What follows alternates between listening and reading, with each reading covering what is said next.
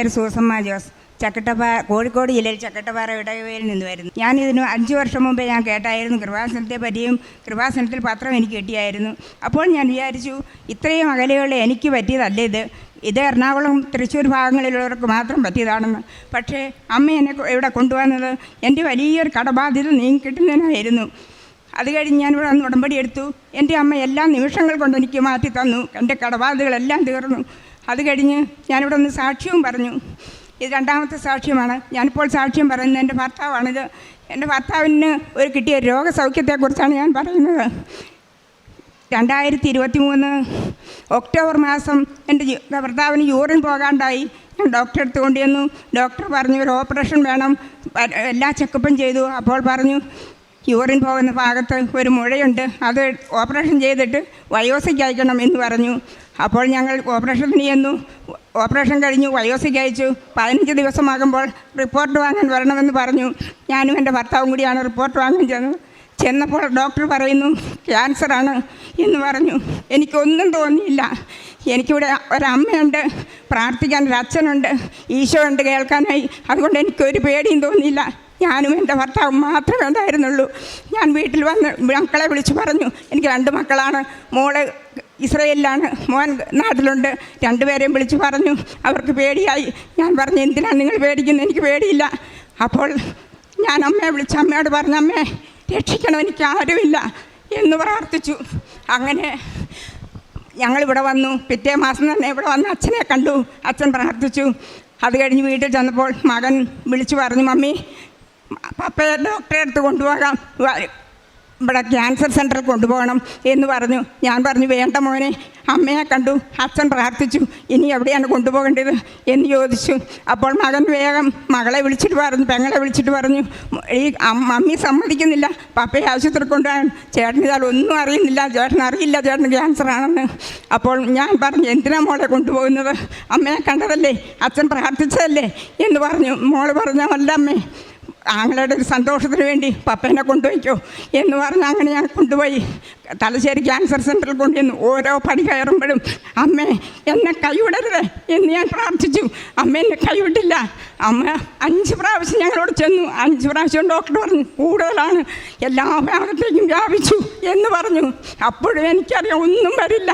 അങ്ങനെ 5ാമത്തെ പ്രാവശ്യം എൻ്റെ മോൻ തന്നെയാണ് കൊണ്ടുപോയത്. മോൻ പറഞ്ഞു മമ്മി വരണ്ട, ഞാൻ കൊണ്ടുപോക്കണം. ഡോക്ടർ പറഞ്ഞു ഞങ്ങളെല്ലാ ഡോക്ടർമാരും കൂടിയിരുന്ന് ആലോചിക്കട്ടെ എന്താണ് ചെയ്യേണ്ടത് എന്നിട്ട് പറഞ്ഞുതരാമെന്ന് പറഞ്ഞു. 5ാമത്തെ പ്രാവശ്യം മോൻ തന്നെ കൊണ്ടുപോയി കഴിഞ്ഞപ്പോൾ അന്നൊരു ചൊവ്വാഴ്ചയായിരുന്നു.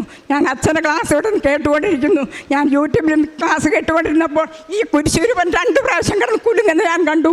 അപ്പോൾ എനിക്ക് മനസ്സിലാക്കി എന്തോ ഒന്ന് സംഭവിക്കാൻ പോകുന്നു. അങ്ങനെ എൻ്റെ മകൻ വന്നിട്ട് പറഞ്ഞു മമ്മി എല്ലായിടത്തും ക്യാൻസറാണെന്ന് ഡോക്ടർ പറയുന്നു, ഇനി ഇത് ഓപ്പറേഷൻ ചെയ്ത സ്ഥലത്ത് എന്നെ കൊണ്ട് ഒന്നും കൂടി ചെയ്യണമെന്ന് പറഞ്ഞു. ഡോക്ടർ അവിടെ നിന്ന് കത്ത് തന്നു വിട്ടിട്ടുണ്ട് എന്ന് പറഞ്ഞു. അപ്പോഴും എനിക്ക് വിഷമമുണ്ടെങ്കിലും ഒന്നും തോന്നിയില്ല.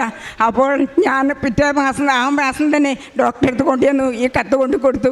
ഡോക്ടറോട് പറഞ്ഞു. ഡോക്ടർ പറഞ്ഞു വരുന്ന മാസം 18-ാം തീയതി വരും, ഈ കഴിഞ്ഞ ഫെബ്രുവരി 18-ന് വരാൻ പറഞ്ഞു. അങ്ങനെ ഫെബ്രുവരി 18-ന് ഡോക്ടറെ അടുത്ത് വന്നു. ഡോക്ടർ പരിശോധിച്ചു. ഡോക്ടർ പറഞ്ഞു 2 ദിവസം കഴിയുമ്പോൾ അഡ്മിറ്റ് ആക്കണം, എന്നിട്ട് ഓപ്പറേഷൻ വേണം. ഞാൻ കൊണ്ടുവന്നു, അഡ്മിറ്റായി. ഓപ്പറേഷൻ്റെ തലേദിവസമാണ് ഡോക്ടർ പറഞ്ഞിട്ട് നാളെ ഓപ്പറേഷനാണ് കേട്ടോ. ഞാനപ്പോൾ ഡോക്ടറോട് പറയുകയാണ് ഡോക്ടറെ ഓപ്പറേഷൻ ചെയ്യാൻ വരട്ടെ, ഡോക്ടർ ഒന്നും കൂടി സ്കാൻ ചെയ്ത് നോക്കൂ. എൻ്റെ മനസ്സിൽ ആരോ പറയുകയാണ് ഒന്നും കൂടി സ്കാൻ ചെയ്ത് നോക്കും. ഞാൻ പറഞ്ഞു ഡോക്ടർ ഒന്നും കൂടി സ്കാൻ ചെയ്ത് നോക്കൂ. ഡോക്ടർ പറഞ്ഞു സ്കാൻ ചെയ്താൽ തിരിയില്ല, നമുക്ക് ട്യൂബ് കടത്തി നോക്കി ലൈറ്റ് ഇട്ട് നോക്കാം, എങ്കിലേ തിരിയുള്ളൂ. ആയിക്കോട്ടെ ഡോക്ടറുടെ ഇഷ്ടം പോലെ ചെയ്തോളൂ. അപ്പോൾ ഡോക്ടർ അങ്ങനെ ചെയ്തു, കൊണ്ടുപോയി അങ്ങനെ ചെയ്തു. ഡോക്ടർ അന്നേരം തന്നെ തിരിച്ചെൻ്റെ അടുത്ത് കൊണ്ടാക്കിയിട്ട് പറഞ്ഞു ഒന്നുമില്ല കേട്ടോ, ഒന്നും കാണുന്നില്ല എന്ന് പറഞ്ഞു. എൻ്റെ അമ്മ എന്നെ അവിടെ അനുഗ്രഹിച്ചു. അത് കഴിഞ്ഞ് ഞാൻ അവിടെ നിന്ന് പോന്നു. ഡോക്ടർ 1 മാസത്തെ മരുന്ന് കഴിക്കാൻ പറഞ്ഞു. 1 മാസത്തെ മരുന്ന് കഴിച്ചു. ഇപ്പോൾ 1 മാസം കഴിഞ്ഞ് വീണ്ടും 1 മാസം കൂടിയായി. ഒരു കുഴപ്പവുമില്ല. ഇപ്പോൾ യൂറിൻ പോകുന്നുണ്ട്, യാതൊരു തടസ്സവുമില്ല. മരുന്നും വേണ്ട, ഒന്നും വേണ്ട.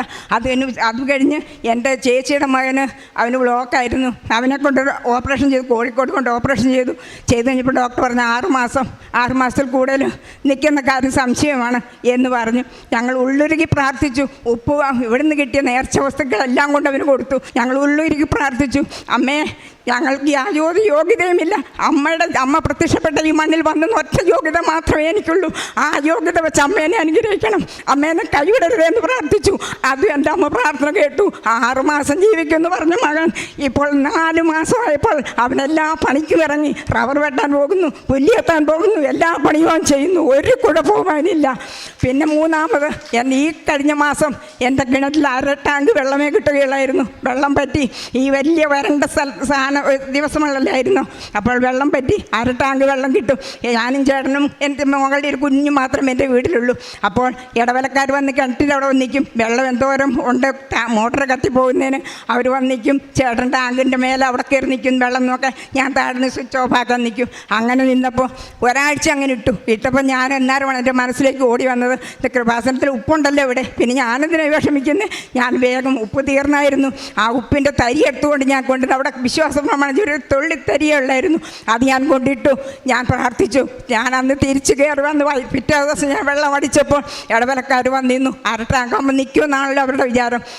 2 ടാങ്ക് വെള്ളം മിച്ചം എനിക്കന്നേരം അവിടെ ഉണ്ടായി. ഒരു കുഴപ്പവുമില്ലാതെ അമ്മ എനിക്കതും തന്നു. പിന്നെ എൻ്റെ മകളുടെ കുട്ടിക്ക് കാലിൽ, കുഞ്ഞു കുട്ടിയാണ്, അവിടെ കാല് വിണ്ട് കയറുന്നൊരു അസുഖമായിരുന്നു. കാലിൻ്റെ അടി തീർത്തും വിണ്ട് കയറി, രക്തം ഒലിക്കും, കണ്ടാൽ പാവം തോന്നും. അങ്ങനെ എൻ്റെ മകളെൻ്റെ അടുത്ത് ഇവിടെ കൊണ്ടാക്കി, മോളങ്ങ് പോയപ്പോൾ അപ്പോൾ ഇവിടെ കൊണ്ടാക്കിയപ്പോൾ ഞാൻ ആ കൃപാസനത്തിൽ തൈലം എടുത്ത് എൻ്റെ കുഞ്ഞിൻ്റെ കാൽ, അവർ കോഴിക്കോട് ജില്ലയിലെ എല്ലാ ഡോക്ടറെയും കൊണ്ട് കാണിച്ചു, കുട്ടികളുടെ ഡോക്ടർമാരെല്ലാം കാണിച്ചപ്പോൾ ഡോക്ടർമാരെല്ലാം ഒരേ സ്വരത്തിൽ പറഞ്ഞു, ഇതിന് മരുന്ന് പ്രത്യേകിച്ച് ഒന്നുമില്ല, ഈ ഓയിൽമെൻറ്റ് പുരട്ടുക, പിന്നെ കുട്ടിയെ മണിലേക്ക് ഇറക്കരുത്, അത് മാത്രമേ പ്രതിവിധിയുള്ളൂ എന്ന്. എൻ്റെ അമ്മയുടെ അടുത്ത് ഒരുപാട് പ്രതിവിധികളുണ്ടായിരുന്നു. ഞാൻ ഈ തൈലം പുരട്ടി പ്രാർത്ഥിച്ചു. 3ാമത്തെ ദിവസം എൻ്റെ കുഞ്ഞിൻ്റെ കാലിൽ അങ്ങനെ ഒരു രോഗം വന്നതാൽ പോലും ഇന്ന് വരെയുമില്ല. അവൾ ചെളിയിലിറങ്ങി കളിക്കുന്നു, മണ്ണിലിറങ്ങിയാൽ അവൾക്ക് യാതൊരു കുഴപ്പവുമില്ല. അങ്ങനെ ഒരു നിരവധിയായ അനുഗ്രഹങ്ങൾ തന്ന് എന്നെ ഞങ്ങളുടെ കുടുംബത്തെ അനുഗ്രഹിച്ച പരിശുദ്ധി അമ്മയ്ക്കും ദേവമാതാവിനും കോടാനുകോടി നന്ദി പറയുന്നു. വിശുദ്ധ ഗ്രന്ഥത്തിൽ ബാറൂക്കിൻ്റെ പുസ്തകം 2:18 തിരുവചനങ്ങൾ ഇപ്രകാരം അരുളി ചെയ്യുന്നു, എന്നാൽ കർത്താവെ, വലിയ ദുഃഖം അനുഭവിക്കുന്നവനും ക്ഷീണിച്ച് കുനിഞ്ഞു നടക്കുന്നവനും വിശന്ന് പൊരിഞ്ഞ് കണ്ണു മങ്ങിയവനും അങ്ങയെ മഹത്വപ്പെടുത്തും, അങ്ങയുടെ നീതി പ്രഘോഷിക്കും. അനുഭവ സാക്ഷ്യങ്ങളിലൂടെ നാം കേട്ട് കഴിഞ്ഞതാണ് തൻ്റെ ഹസ്ബൻഡിന് ക്യാൻസർ വരികയും അത് പിന്നീട് സൗഖ്യം അനുഭവത്തിലേക്ക് കടന്നു വന്നതും ബഹുമാനപ്പെട്ട VP ജോസഫ് അച്ഛനെ കണ്ട് അച്ഛൻ്റെ ബ്ലെസ്സിങ്ങൊക്കെ കിട്ടി. ഇന്ന് പൂർണ്ണ സൗഖ്യമുള്ള വ്യക്തിയായിട്ട് ഇവിടെ വന്നു നിന്ന് സാക്ഷ്യപ്പെടുത്തുന്നു. അതുപോലെ മറ്റ് ഓരോ കൃപകളും എങ്ങനെയാണ് ഉടമ്പടി നേർച്ച വസ്തുക്കളിലൂടെയൊക്കെ ലഭിച്ചതെന്നാണ് ഈ കുടുംബം ഇവിടെ വന്നു നിന്ന് പറഞ്ഞത്. അപ്പോൾ നമ്മെ കരുതലോടെ കാക്കുന്ന തമ്പുരാൻ്റെ പദ്ധതികൾ അത് നമുക്ക് വ്യക്തമല്ല.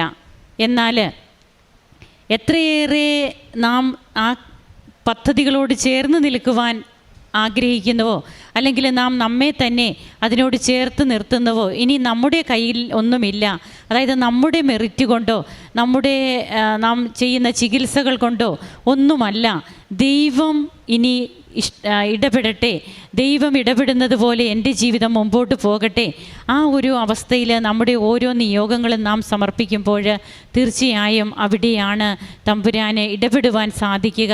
അങ്ങനെ ഇന്ന് ഈ കുടുംബം ഇവിടെ വന്ന് ഈശോയെ മഹത്വപ്പെടുത്തുമ്പോൾ നമുക്കും കരങ്ങളടിച്ച് ഈശോയ്ക്കും അമ്മയ്ക്കും നന്ദി പറയാം, ദൈവത്തെ ആരാധിക്കാം, മഹത്വപ്പെടുത്താം. അത്യപൂർവ ദൈവാനുഭവങ്ങൾ ഇനി നിങ്ങൾക്കും സ്വന്തം.